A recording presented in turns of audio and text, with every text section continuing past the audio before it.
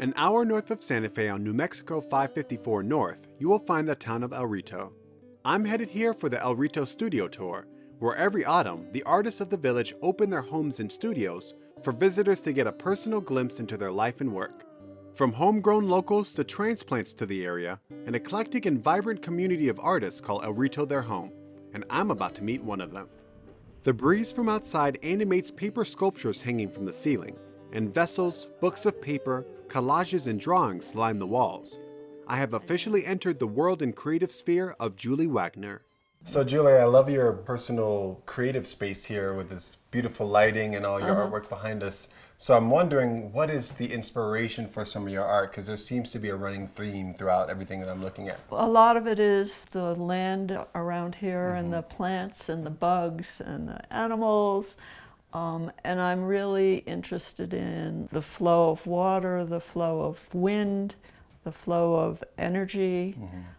So a lot of what I do is based on that. So what is it about the natural world that inspires you? I'm really interested in how things grow and how things decay. And I'm also really interested in metamorphosis. So bugs that start out as larvae or something and then become a butterfly.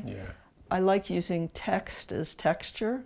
So you can't really read it, but I like using words. I'll get an idea and it seems like it's meant to go in a book somehow. The book is the best form to put it in, or it's a piece of sculpture, or it's a drawing or a painting. Right. I'm always interested to hear the artist's perspective because everyone's process is different. And Julie's process evokes a mindfulness in nature. No wonder her space feels so serene. From here, I decide to head further into town to the home of Cipriano Vigil, which could second as a museum of musical instruments.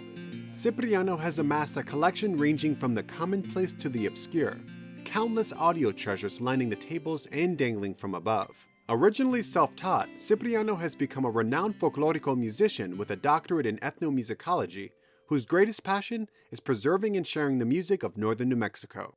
What makes this guitar more special than the other ones? It's the one that gets beat up. Yeah, this one you allow to get beat up.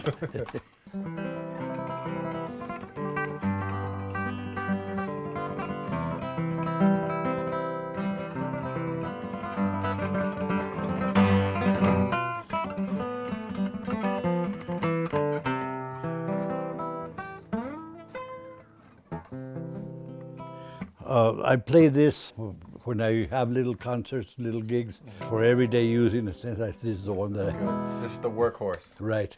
Well, yeah, you don't have a shortage of options when it comes to instruments. Right, exactly.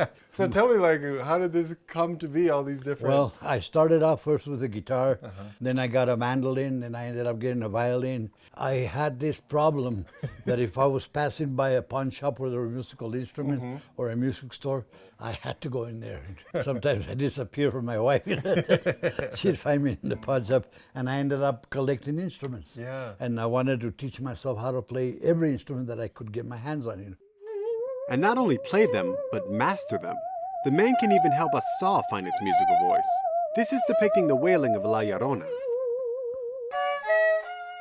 He could have called it a day after that, but Cipriano breaks out instruments spanning the ages, and from all corners of the world.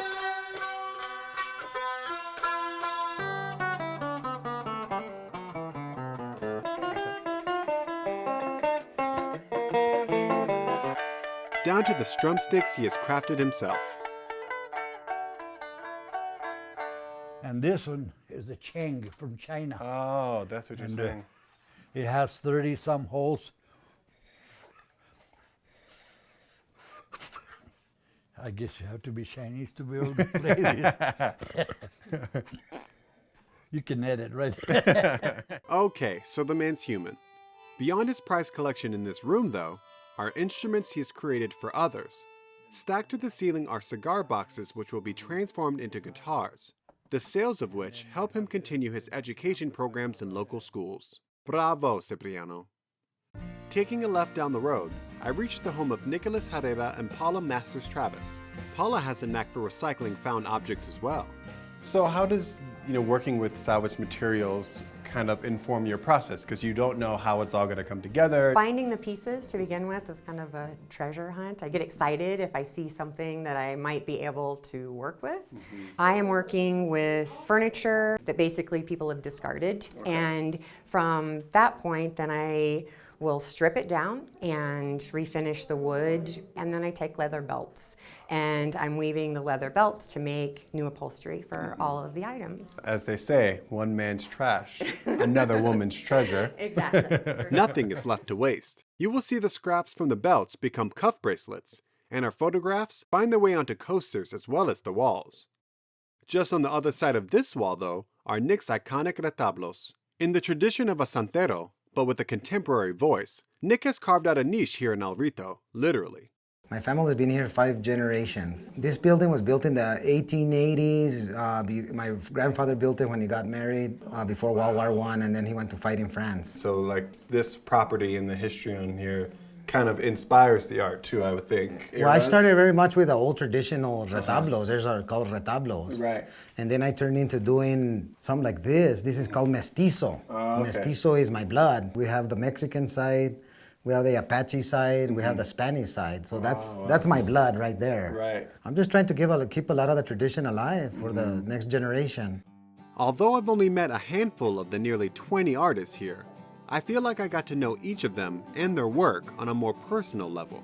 Before I head out of town though, I cruised by to check out the compound of building and sculptures designed by Larry Sparks. Adorned with license plates and found objects, they form a salvage wonderland of whimsy and cool on the mesa. Quintessential El Rito. So pencil it in your calendar. The studio tour happens each year in early October.